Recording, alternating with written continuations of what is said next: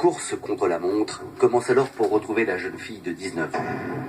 Car les gendarmes ont la conviction que Laetitia a été kidnappée et qu'elle est séquestrée quelque part dans la région. Le mutique, seul dans sa geôle, va provoquer le gendarme de garde. Il se met à chanter, il dandine sur son banc, en chantant « Ah Laetitia, qu'est-ce que t'étais bonne et de toute façon, ils sauront jamais ce que t'es devenue si je leur dis pas. Et puis t'es pas ma première victime, j'en ai eu d'autres, j'en ai tué d'autres. » Et il chante, et il chante, et il chante. Alors, le gendarme a le réflexe d'enregistrer sur son téléphone portable ces espèces d'aveux chantés. Ils deviendront un élément à charge dans le dossier. De ce multirécidiviste commence à Nantes en 1982. C'est ici qu'il est né et qu'il va grandir dans une famille particulièrement instable. On a un père qui a disparu un peu de la circulation quand il avait 3 ou 4 ans. Un beau-père qu'il décrit comme violent, agressif, rejetant, et qu'il a lui-même détesté, je dirais même plus, haï. Commence alors l'errance. Tony Meillon est incontrôlable, à tel point que même ses frères et sœurs déposent plainte pour violence contre lui. À l'âge de 13 ans, il est placé en foyer et l'escalade ne fait que commencer. Quand il est adolescent, c'est la bagarre permanente, il les vole. À 17 ans, Meillon fait son premier séjour en prison pour vol et violence. De la délinquance au crime, il n'y a qu'un pas que Meillon va franchir. La dernière affaire, il l'a commise à l'intérieur de la prison. C'est affreux. Moi, ce que je voudrais dire surtout, c'est les juges qui s'en mettent pas des traqués à la porte, quoi. Il a pris la vie de Laetitia, il nous prend notre vie aussi, puisque tout c'est pas moins que l'espoir de la retrouver vivante. Vous y pensez encore?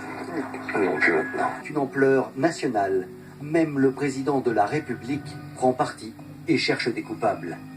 Les siens sont là. Tony Meillon arrive escorté par le RAID, l'unité d'élite de la police. Pendant ces 2 années de prison, il a fait plusieurs tentatives de suicide. Pourtant, dans la salle d'audience, l'homme semble impassible. Dans le box, c'est un homme d'une 30aine d'années, plutôt amaigri, arrogant, sûr de lui-même, qui a réponse à tout qui apparaît. Dès le début du procès, Meillon tient à avoir le rôle principal, allant jusqu'à promettre aux jurés de faire éclater toute la vérité. Tony Meillon a décidé d'être dans une toute-puissance exceptionnelle. J'ai jamais vu d'accusé qui se comporte avec autant de plaisir dans un box d'accusés.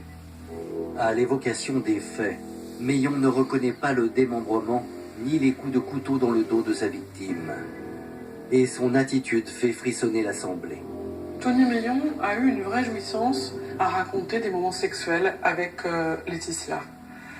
En faisant passer Laetitia pour une fille assez délurée. Il a été condamné à la peine prévisible, c'est-à-dire la réclusion criminelle à perpétuité, c'est-à-dire la peine la plus lourde qui existe actuellement en France. Le procès de Tony Meillon se termine, comme il a commencé, avec une scène incroyable.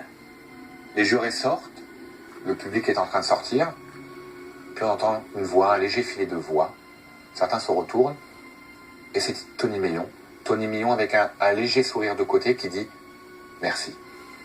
Ce merci, je peux l'interpréter comme un merci à la fois ironique, après avoir subi une peine, le verdict d'une peine extrêmement lourde, et comme aussi un remerciement d'un acteur qui a terminé un show pendant plusieurs semaines et qui a eu autant de spectateurs.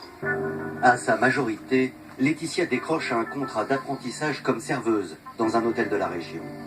Elle semble épanouie et ne garder aucune séquelle de cette enfance chaotique. C'était une fille adorable, elle était mignonne, toujours le sourire. toujours là pour rigoler, toujours là pour réconforter les autres aussi. Laetitia était serveuse ici, à l'hôtel de Nantes, à Pornic. Alors, les gendarmes vont s'attacher. Tony Meillon a fait appel de sa condamnation. Un deuxième procès aura lieu dans quelques mois. La famille de Laetitia espère alors qu'elle pourra enfin faire son deuil.